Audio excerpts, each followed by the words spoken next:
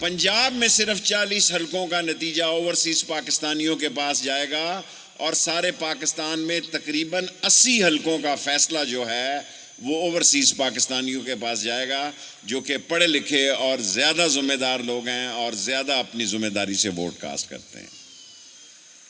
इस पे आपने तालियां नहीं बजाई।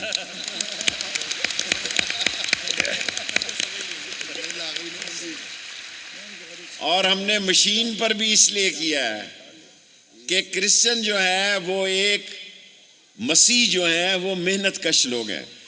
पाकिस्तान में किसी जगह, एक मैं बड़ा अहम जुमला आज बोलने लगा हूं खत्म करने से पहले, मैंने आज तक किसी पाकिस्तान में मसीह को मांगते हुए नहीं देखा है।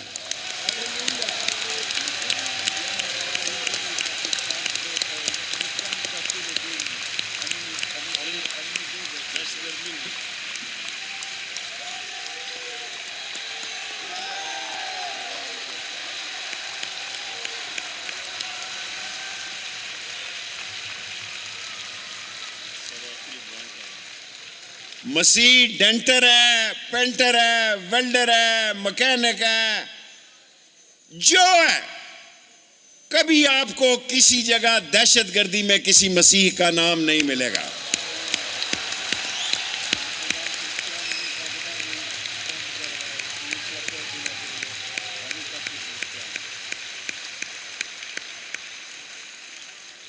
और लाल हवेली के दरवाजे हर वक्त मसीहों के लिए खुले होते हैं, बल्कि फिलिप और सोहतरा साहब तो होते ही वहां पे हैं।